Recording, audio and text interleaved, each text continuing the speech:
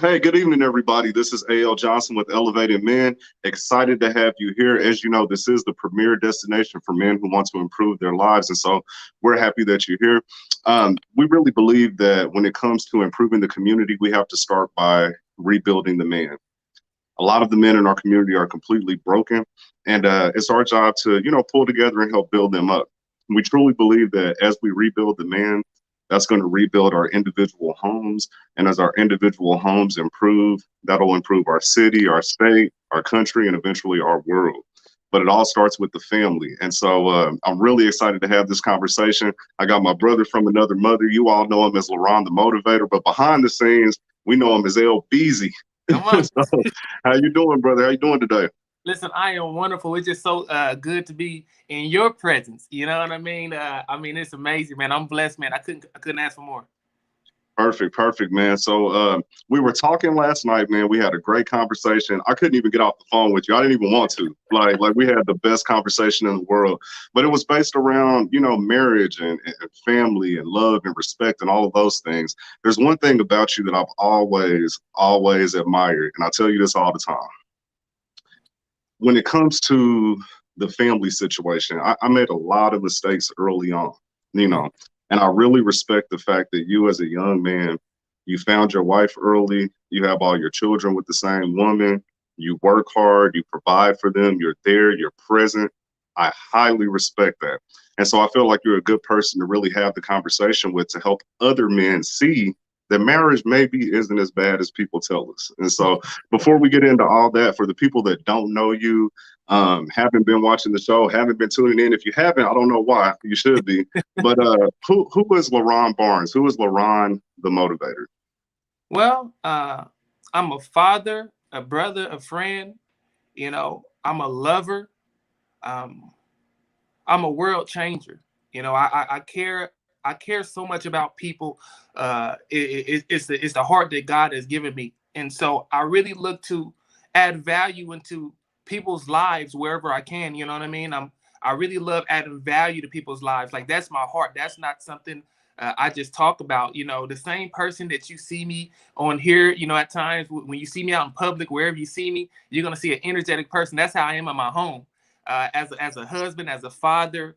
I mean, I'm many things, but one of the things that I always say is when I die and they bury me 6 feet under, who I want them to call me and say about me is that was a man of God.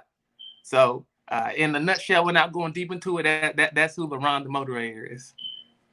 That's awesome. That's awesome. So the Balanced Entrepreneur, I know that's a project that you've been working on kind of outside of Elevated Men. Can you tell us a little bit about that? Absolutely. So the Balanced Entrepreneur, it's to get like-minded people and entrepreneurs who want to grow, who want to balance their work life as well as their family life, as well as be motivated, inspired to live their dreams and to work on their business. We look to expose you, right? We all are helpers of one another. I believe that we are our brother's keeper and supporter. And so on the Balanced Entrepreneur, you bring your business, you bring your inspiration, you bring your motivation, you bring your wise quotes to a platform that can lift other individuals up so that they can grow their business, as well as character and who you are to help you go to the next level. That's awesome. That's awesome. So you shared a story with me behind the scenes about the beginnings of your journey into motivation and self-improvement. You're a registered life coach. A lot of people don't know that. And so you help people really get from where they are to where they want to be. You shared a story with me a while back about your teacher telling you that you may have had some type of mental challenges and maybe you weren't capable and you weren't able to do. Can you speak to that a little bit and how you overcame that and how that led you to becoming a life coach? Wow. Well, most of my life, because of my excitement, because of my energy, because I wasn't the person who could stay in one place, I was made to believe that something was wrong with me. And I was told that I was ADHD, ADD, had a learning disability because I wasn't able to stay in one place. And so for most of my life, I believed what the individual said about me, especially my third grade teacher. And it traveled with me most of my life. I was even held back in school. And to that, the way that it made me feel as it was as if I was dumb, as if something was wrong with me. I was told that I needed to be put on Ritalin. I was the one who got in trouble because I couldn't slow down. I was told to shut up, stop talking so much. I was that individual who was told to shut up, stop talking so much. Nobody wants to hear what you got to say. And so for most of my life, I felt that I wasn't capable of learning. I didn't feel worthy. I felt that maybe I had no worth, but even in feeling that I didn't have any worth, I felt that I was supposed to do something great. So it was a conflict. Like, I know that I'm here for a reason. I know that the world is supposed to know me, but in my current scenario and circumstance, I felt that I was nothing. And so on my journey in discovering who I was, I wanted to prove that I was smart. I wanted to prove that I was intelligent.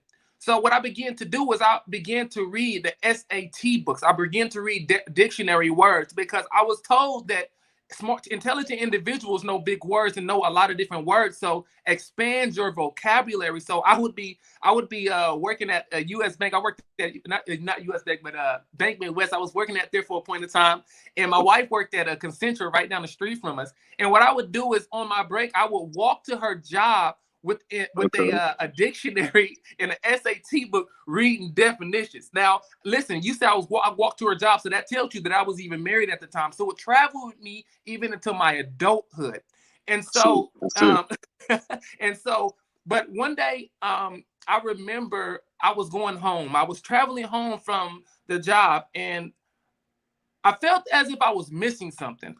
I said, I'm here, but I'm not fulfilled. There's got to be something greater for me. There's something that got to be great for me. I'm here for a reason, and this is not the reason. I felt that I had purpose in life. And so as I was driving home one day, I turned on a podcast, and I heard someone say, "You have something special. You have greatness within you." Mm. And the person who said that was a man by the name of Les Brown. He was a motivational speaker, and he helped me to see who I truly was. He helped me to see what I was supposed to do here. I finally knew why I was created. I was created to do on earth. I was created to change lives and to motivate people to live their best life, because I was told what I couldn't do. I was told more about my limitations than my possibilities, and I believed them. I became the limitation. So I said, I would never allow anyone who sees themselves as more than other individuals see them. I would never let them to live in that moment that I lived in inadequate, in doubt, and low self-esteem, and feeling like that you were incapable or inadequate to live their dreams. So once I found out that this is what I was supposed to do here, this is what I was created for, to motivate and inspire, I gave it my all. I gave it my everything. And so what you see now is the product of someone who didn't believe in themselves. And now I inspire people to believe in theirs. Wow. Beautiful, man. That's beautiful. That's beautiful. So now that those who don't know, you have a little better feel for who Leron the motivator is, let's get into Leron the man. Yeah. Because no matter what each of us do, our profession, the things that we do outwardly outside of our home tend to define us. But as a man, that operates in the household, there's just a different side to that. And so I want to get into that a little bit. Again, this show is about the keys to a successful marriage. And so in our conversation yesterday, if you don't mind me sharing, I made a comment, and I said that I really want to interview a couple who has a successful marriage. And you paused for a second and you said, well, I mean, I'm married. I'm happy. I love my wife. I love my family, but successful, I don't know if I would title it as successful. And I asked you a question. Do you remember that question? I said, what does a successful marriage look like to you? Yes. What does that even look like? And coming from a married man, in all honesty, that was a question that stumped you for a second. And if I could just, give my analysis of it, I feel that it may have been just due to societal norms, especially nowadays when it comes to social media television, the way that relationships are portrayed, the trips, the expensive bags, the cute pictures all the time. Sometimes it gives us a false perception of what relationship is really about. And so when I share with you that you have a successful marriage because you're there and you're happy, it was like a light bulb went off. And so can you just kind of speak to that a little bit? Like, a successful marriage from our conversation yesterday, how would you define that today? Well, let me say this first, man. That question really did stump me, but I really did have some time to think about it.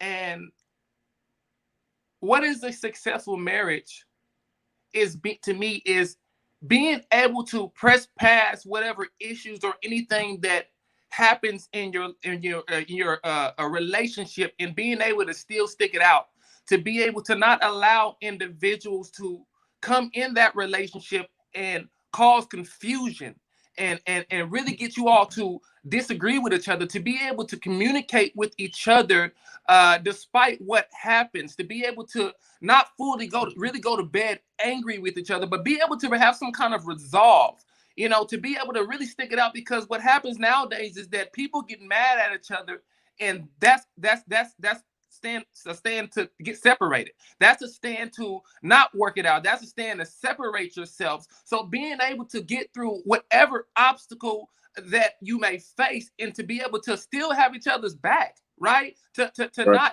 Not go out and dog that person, not go out and say bad things about that person, not to expose that person. So being able to stick together no matter what you may face, and to be able to do it intact and with dignity. Now, how long have you been married? We've been married for 8 years. 8 years. Yes, sir. Congratulations. Congratulations, Yes, man. sir. And if you don't mind me asking, how old are you? I am 32 years old. 32. So, if I got my math right, you were married in your early 20s, which is really rare. It's really rare. Um, what is it that made you want to get married at such a young age? Well, honestly,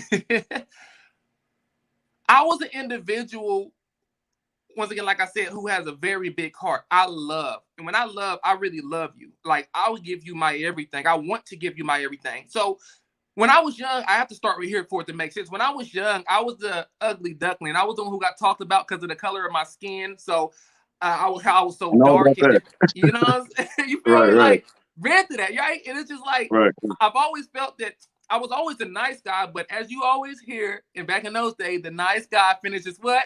Last. Last.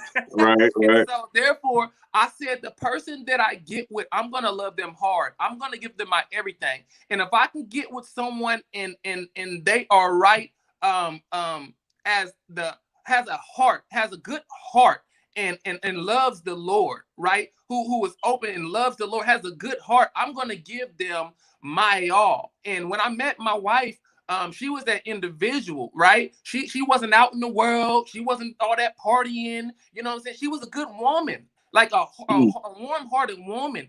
And so I opened myself up to her, and she opened herself up to me, and we hit it off. And all of a sudden, you know what I'm saying? A few years later, here we are, 8 years later. That's awesome. That's awesome. I'm always reading something. You know Yeah. that. And so the book that I'm reading right now is called The Black Man's Guide to Self-Improvement and Community Revitalization.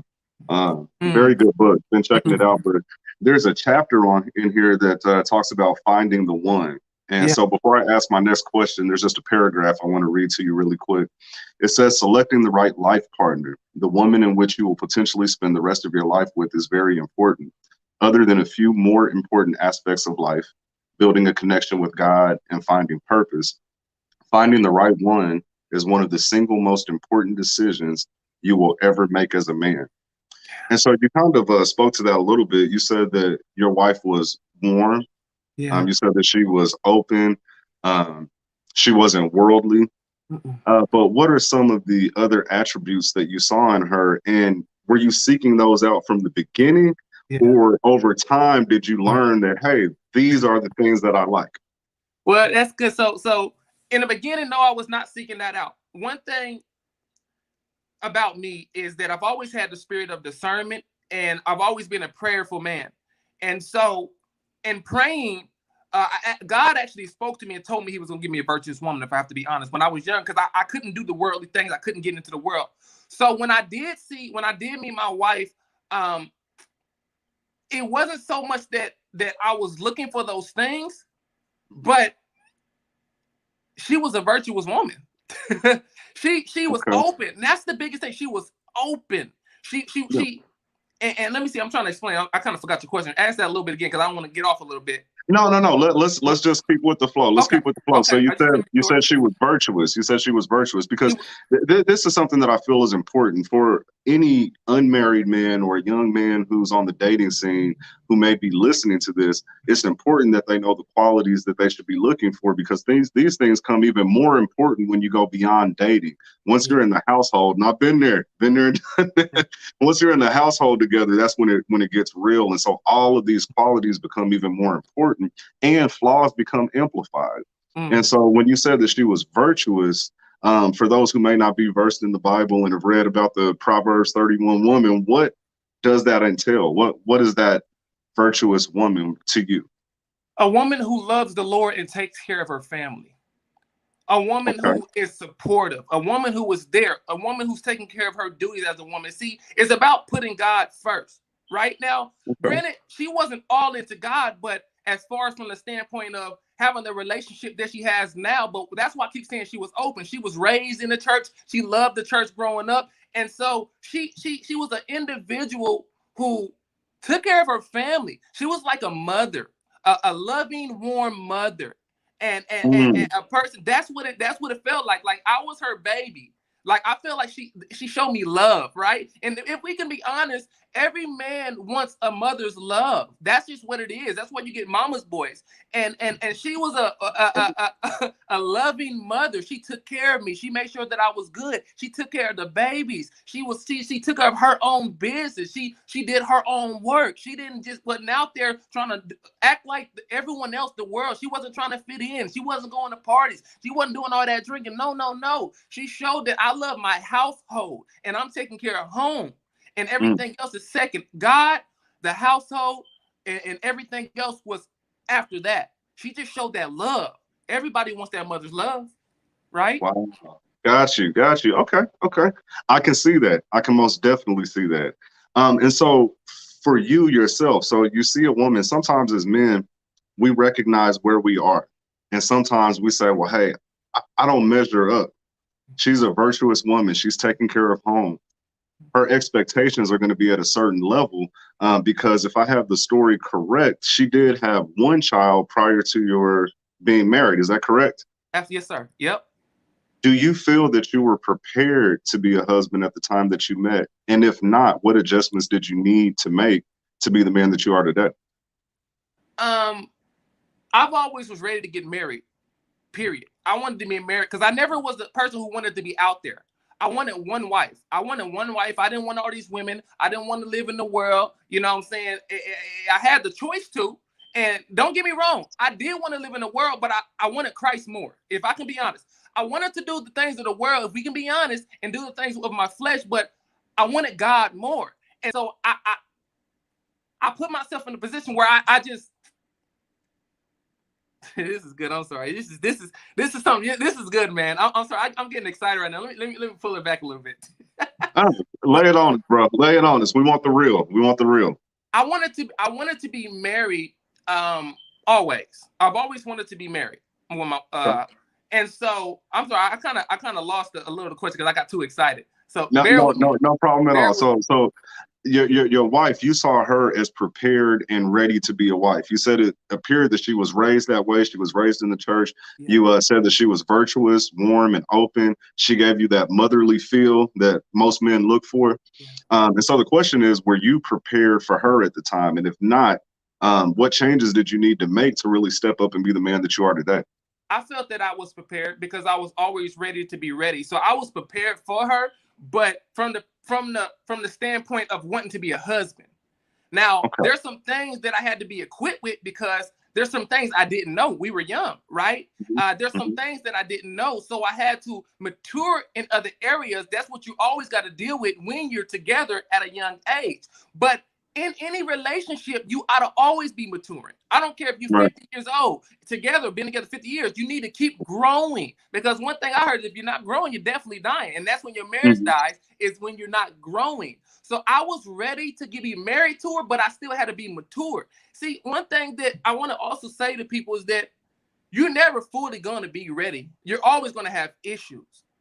So, Okay. period.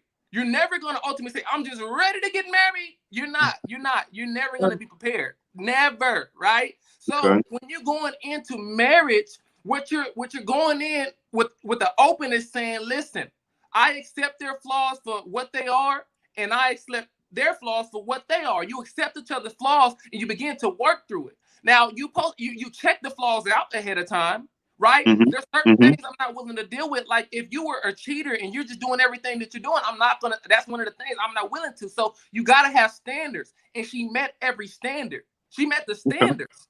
I got you. I She met got the you. So standards. one thing that you mentioned in that was growing and evolving, changing over time. Some people grow apart. I've experienced that in my own personal life, and some people grow closer together, right?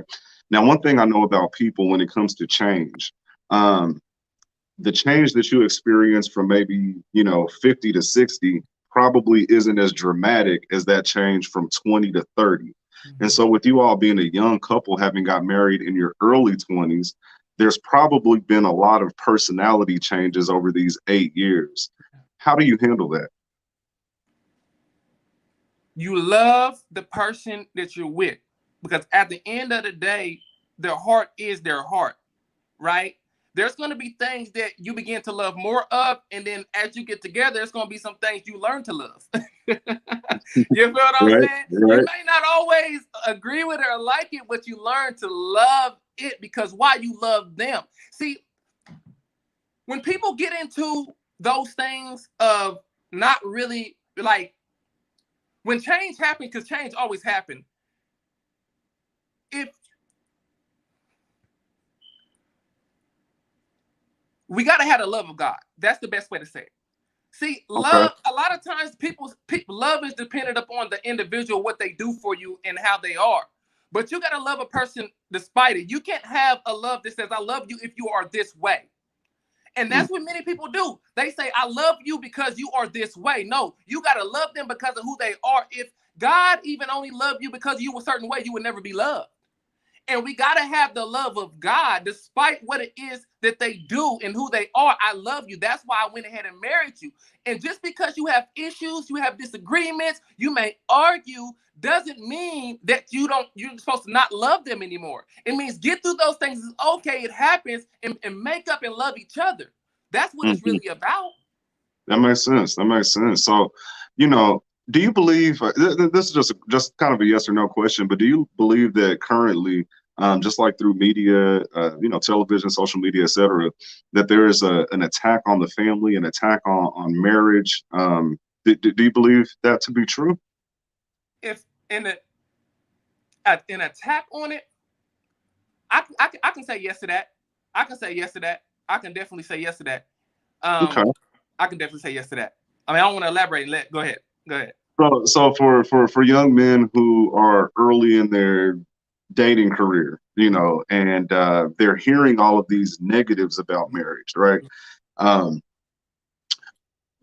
what would you say are the benefits to marriage? Because there's a big conversation online right now. There's a portion of the internet that says there's nothing in it for men anymore when it comes to marriage outside of just liability. Marriage is a liability. And so for someone who is in a marriage that is growing and that is loving, what are some of those benefits? Companionship, right? Someone that you ultimately know loves you and care about your well-being. Someone who is by your side. Someone who is supportive. Someone who pushes you. Someone who lifts you up and are genuine about it. See, a lot of individuals are not really genuine about it. Most people want to get something from you. But if an individual, you married them and they married you, then they have an investment in you, interest in you.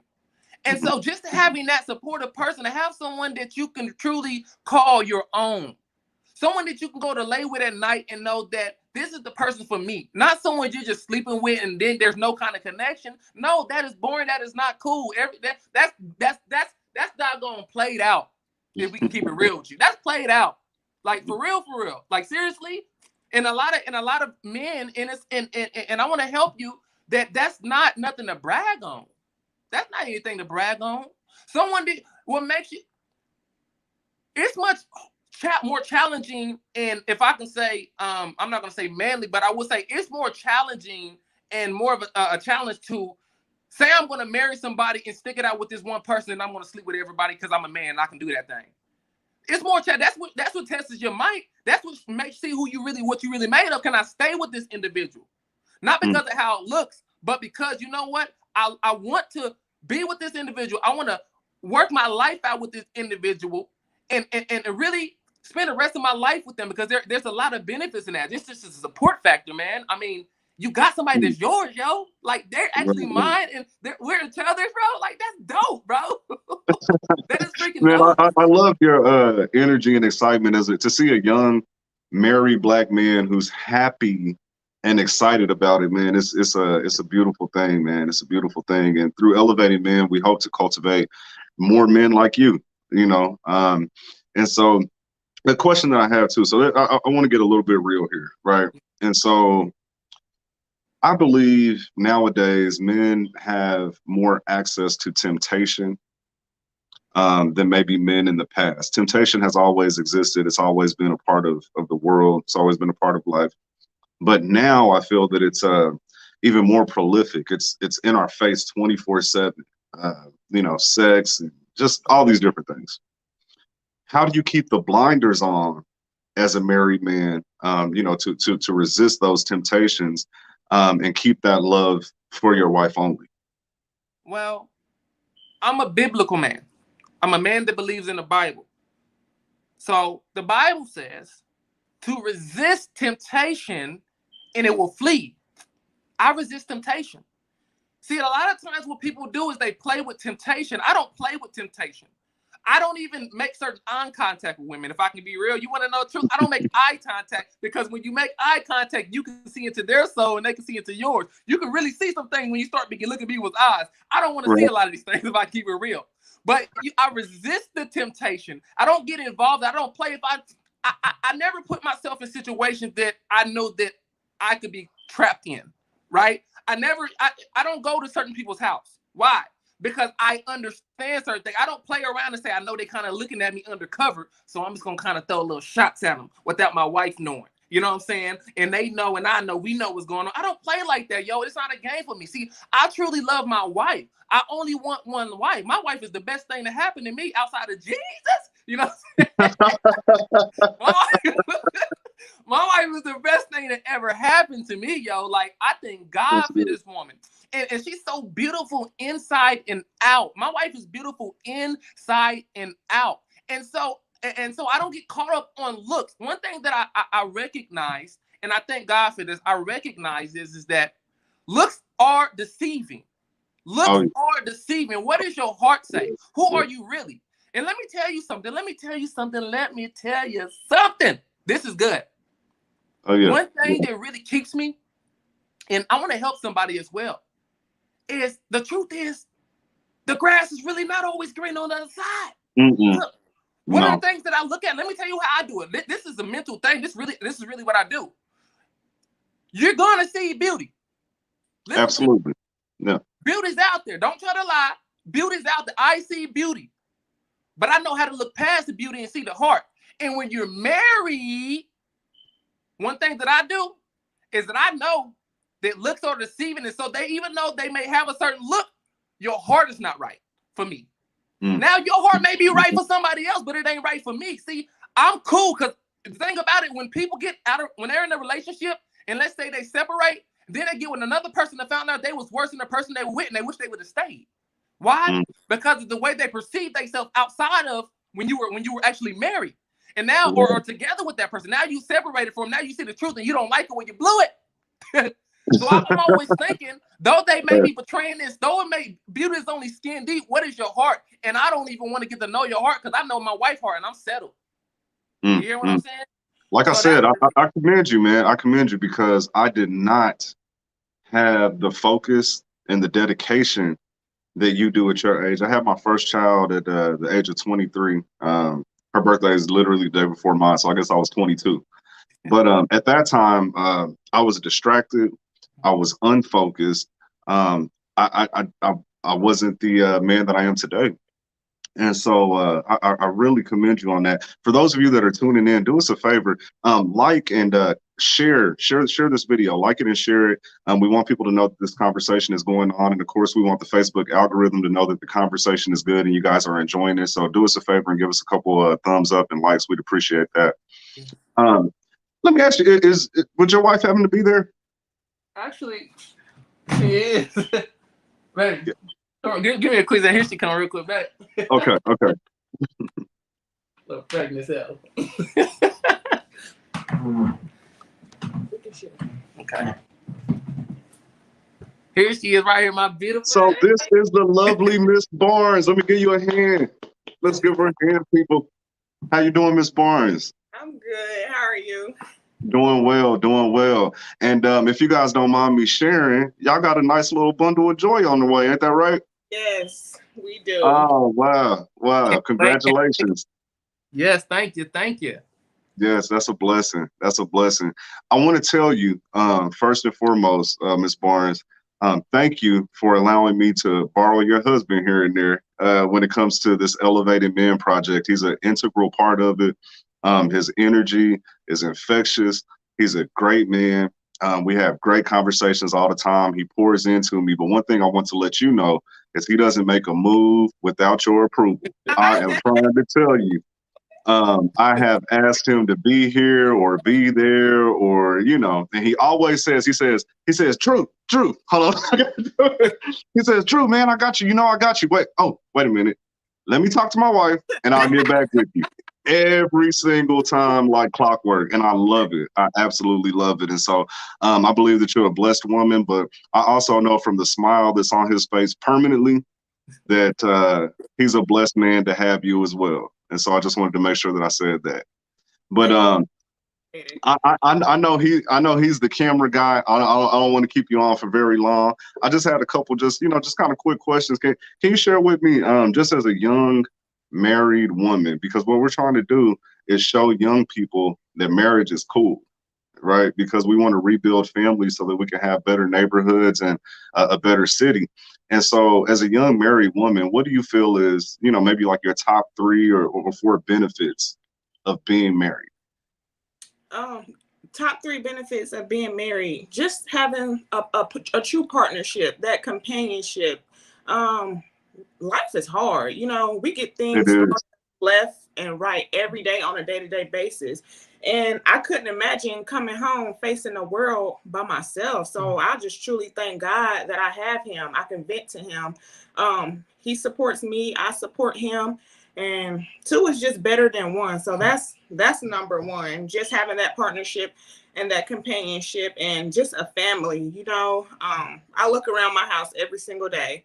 And I'm like, when we first moved in this house, we didn't have all this stuff, but just look at everything that we built together. Like, this is our stuff. So family is number 2. And another one is just building our love and just growing with each other every single day. Like, our love literally gets stronger. We elevate with each other every day. So marriage is not something that's played out. Like, I couldn't imagine not being married. I wouldn't make it out here. I'm gonna tell you, I wouldn't make it. Straight up. I love it. I love it. Your question right, but that's what it is for me. That's great. That's great. Leron talked about when he met you, how he knew that you were the one, right? How he knew that you would be a good wife. He said that he could tell you had a good upbringing, that you loved the Lord, that you loved family, you took care of your child very well, you were nurturing to him, you gave him that motherly love that all of us men look for. And he used a specific word. He said that he found you to be virtuous. And I know that you have a good relationship with the Lord and you know the word. And so I'm just I would like to hear from a woman who's married and who is considered virtuous. What does that look like to you? A virtuous woman, like it says, a woman that builds her home and don't tear it down. You better go ahead. Woo! Like, it's a lot of women and people that I have been close to that have literally torn their homes down. I don't want to tear my home down. I don't want to tear my husband down. I want to build him up. I want to build my children up. I want my children to look at me like, oh, I want to be like her when I grow up. You know, I just want to build them up. That's what virtuous means to me. That's good.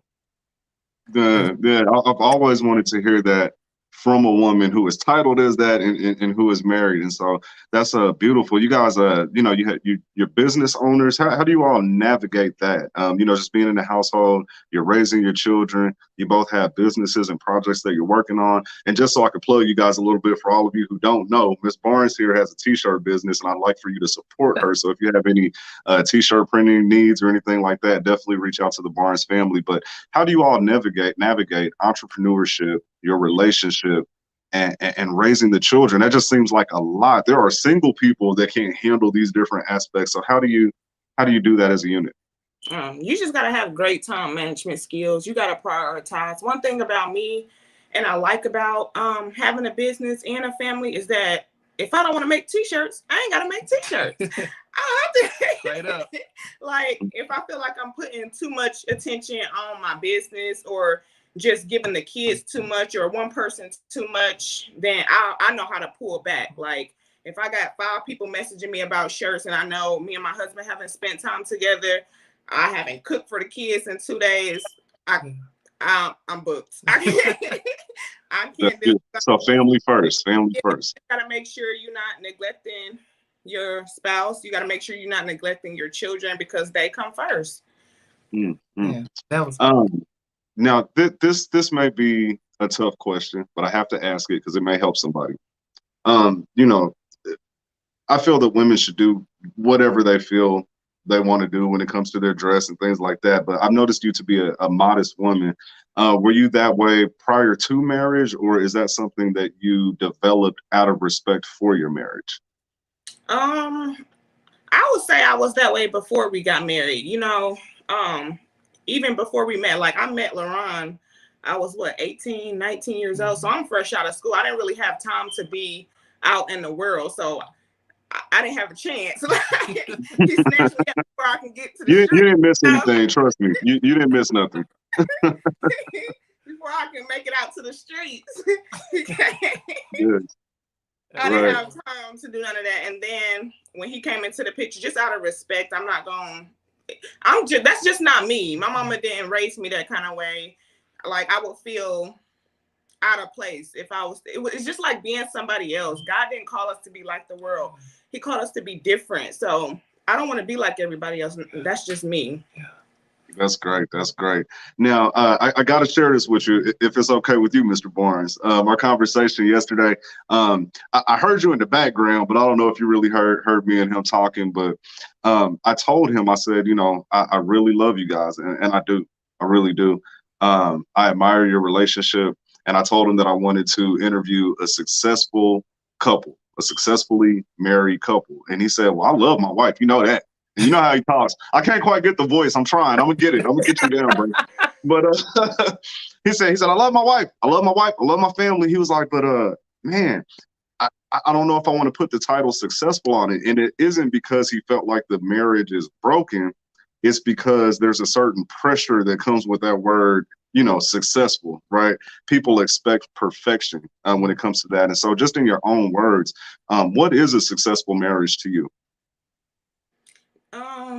Just not giving up on each other. Every single day when you wake up, you always got to choose your wife. I mean, choose your spouse. Like, we have to choose each other. She was talking to you, bro. She said, you better choose me when you wake up. No, it's not. You have to choose. You can't be like, oh, I don't feel like dealing with her today. Oh, I don't feel. No, you have to fight for your marriage. And it's every single day. That's what's going to get you to be successful. Always choosing that person. If you put that person first, put your relationship first, communicate, put God first. First of all, God always has to be the center.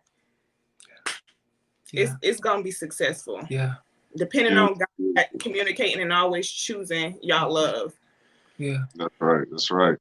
Miss Barnes, I appreciate you stepping in. I know you got some other things you got to do. I just wanted to get you on the camera really quick so everybody could hear from a woman, just hear it from your own mouth, what it's like to be married and how things are working. And so I appreciate you taking out the time. Thank you. Thank you. No problem. God is good. Definitely. You guys have a recurring theme. You both say the same thing, that you have to put God first. What does that look like when it comes to a relationship, and how does you putting an entity before your wife help you to love her better? Can you just kind of explain for people who may not understand that connection? How does your love for God and putting him first and foremost, how does that affect your overall dealings with your wife and your family? Well, first you got to understand that God is love. And love is patient. Love is kind. Love doesn't boast. Love doesn't envy. Come on. Long suffering. And once you understand that God is love, and those are the attributes of love, you present those attributes to your spouse, to the one that you love. And that's how putting God first in love help it, because you display the attributes of love. You display it. It doesn't boast. It doesn't brag. It's not about self. It's not about me, right? And when you begin to put God first and you begin to show your love through that way, I mean, you can only expect good things. That's right. It doesn't. Let me say this again, because I believe this attribute of love will help a lot of individuals in their relationship. And I'll say it again: love is long suffering. It's long suffering, and so that means you're gonna have challenges. You're gonna have disagreements. Things are not gonna always be right, but you gotta suffer long. Come on now. And I'm not saying if somebody's knocking you upside your head, just to sit yourself in a situation. I'm not saying that, but I am saying that you got to understand what is the standard of not being together anymore. And the only thing I can honestly say, if I'm honest about it, is infidelity. but putting God first, he gives you direction on how to love people, because he was ultimately what love was. He showed you how to treat people, even your enemies. Come on now. If he's showing you how to treat your enemies, he said, love your enemies. Love them, right? Like, we don't naturally want to love our enemies, but he shows us in so many ways the way that we're supposed to treat people and respond to people. And if you look into your word, if you look into the Bible, because all the Bible's doing is showing you how to live life. It doesn't want to take anything to you, but it wants to give you everything. But what happens is that people, and I'm not trying to preach here, but hear me, what happens is people want to live the way that they want to live, but there's a standard to live it. And when you are not living within those standards, there's consequences and repercussions. See, there's consequences in not living in the word of God. There's consequences, and it tells you the consequences biblically. And what happens is people are unaware of those consequences because they don't know God or read his word. I got you. Let me ask you this. So with elevating men, again, it's all about rebuilding the man so that he can be better for his family, be more present, and make sure that the next generation of men can start off on the right track. And so how important is it to you, and what good things have you seen or do you see in your children from having a two-parent household? Well, one of the great things I would say as far as a two-parent household is the balance. There's balance. See, a lot of times when they're in a one-person household, the mother, a single woman household, I'll say the kids a lot of times will run over the mother. Because they can get away with a lot more, because moms are more nurturing, dads are more stern. Balance. And so it balances your child out as well. It balances them out, right? Where a two-person household, there's certain qualities that mom has as well that dad doesn't have, and there's certain qualities that dad has as well that mom doesn't have. So we can both pour into our children. We can shape our children in the way that they should go so they won't depart.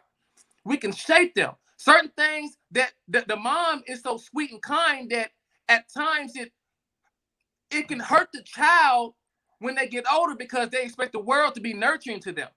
But the dad says, hey, I love you, but the reality of the world is this. They're going to knock you upside your head. So toughen up just a little bit, baby, woman, daughter. Don't allow people to run over you, daughter, right? And so, you know, stand up for yourself, son. You know, be the man that you want to be seen as, son, with integrity. You know, have morals and values, right? And so that's what a man can teach the child, but they got the balance now.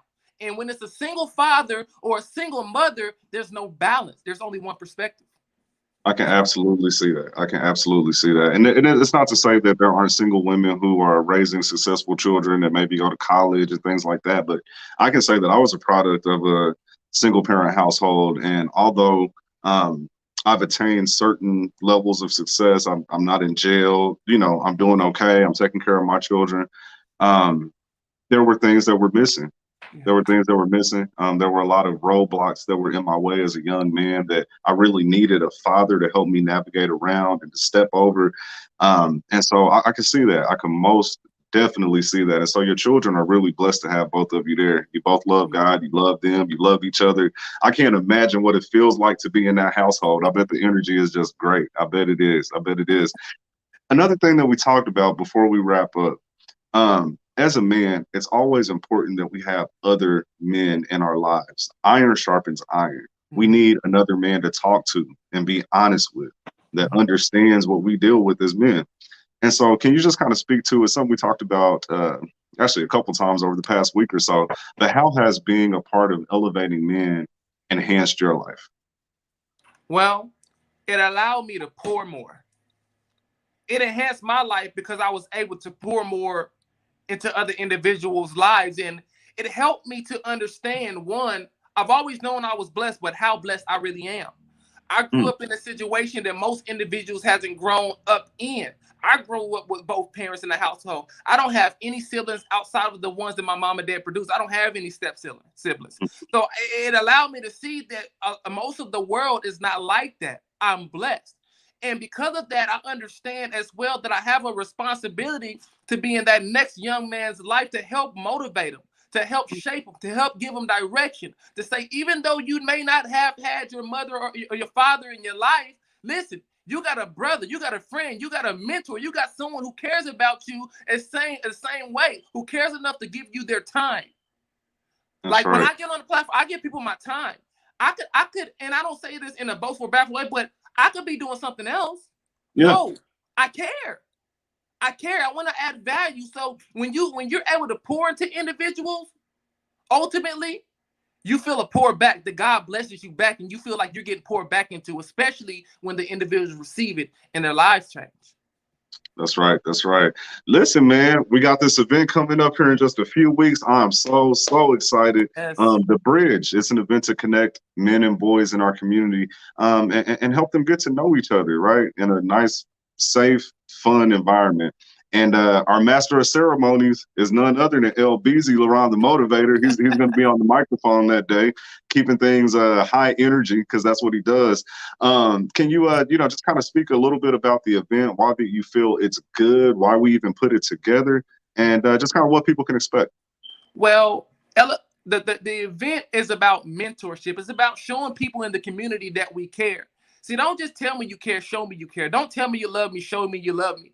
If you really care about and understand that the importance it is for men to be in each other's lives and what role we play, and this is definitely for men and women, but you know, women, you definitely come as well, especially if you got your son and all that stuff. But it's understanding. Listen, we can't just keep talking about the issue. We got to do something about the issue. And these children, these young men, these young boys, they need us out here. They need to know that someone cares about them.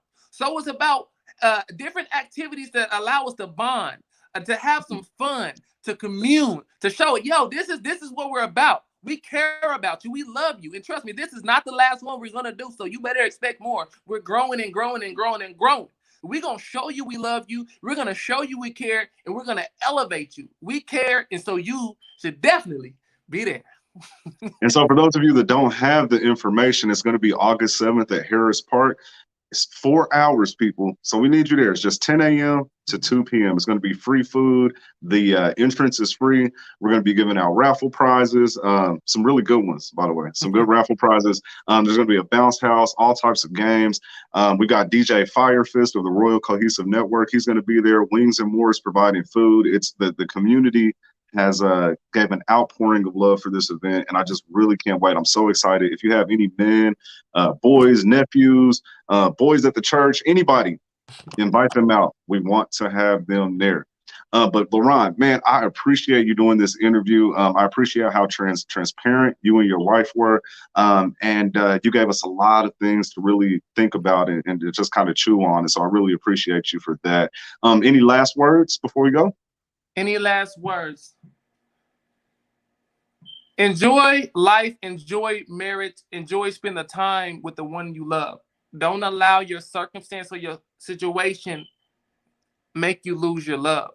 Don't allow that to break you up and separate you. You will have trials, you will have tribulations. In this world, you will have trials and tribulations, but you can fight through them. Marriage is a great thing. Marriage is a wonderful thing. Marriage is a loving thing, right? And so just love the one you're with and make it work. Fight for what you love and keep on fighting for it, because there's nothing better to me than being with someone that cares about you as much as you care about them. And come to the event. I'll leave you on that. No, you ain't leaving yet. One more thing, last thing. Let the people know how you can help them. Tell them about the Balanced Entrepreneur and your life coaching, and let them know how they can get in contact with you. Well, the Balanced Entrepreneur, you just type it in on Facebook, the Balanced Entrepreneur, and answer a few questions. We'll definitely let you in and have you in our community. And as if you're any entrepreneur, coach, business owner, anything of that sort, let's promote your business. Let's get you out there. Let's expose it, because you deserve to be exposed, right? We're about helping each other, motivating, inspiring. And so that's what it's really about. It's about how can we uplift you and your family, and your family situation, in your business situation. And so that's one of the ways. And also, listen, as a life coach, I'm going to tell you this. God has really graced me with a code gift. And I'm not saying this to be braggadocious. I'm saying it because I'm confident. I know who I am in God and who God is in me. I'm cold at life coaching. I can literally get you anywhere. I don't care what you're dealing with. I don't care what you're facing emotionally. I don't care what your past has been. I don't care your limitations, believing in yourself. I don't care what they are. If you need help in business, it's a mindset thing. If you need help dealing with a trauma, it's a mindset thing. If you need want to go somewhere, but you don't know the necessary steps, it's a mindset thing. Come and talk to your boy. I'm going to help you. I really do this thing. I've gotten wonderful and excellent results, right? And so you can find me on Facebook, Leron the Motivator. You can look me up. Leron Barnes is my name on there. And like I said, join the Balanced Entrepreneur. I'm really looking forward to seeing you soon. Awesome. Awesome. Again, thank you for taking out the time for this interview. For those of you who are watching, we love and appreciate you as always. Again, like and share this video. Go back and watch it again, because I'm sure there was something that you missed, right? Because this was really good. This is really good. And again, keep in mind, The Bridge, Connecting Men and Boys, August 7th at Harris Park, Kansas City, Missouri. You can visit Eventbrite and type in The Bridge, and it'll pull up the event. Go ahead and register so we know that you're coming. We can make sure that we have our food and everything there for you. All right. And so with that, I'm going to sign off, but stay tuned, because we're ramping this interview series back up, and there's going to be a lot of good conversations that you don't want to miss. Thanks for tuning in. Have a great evening.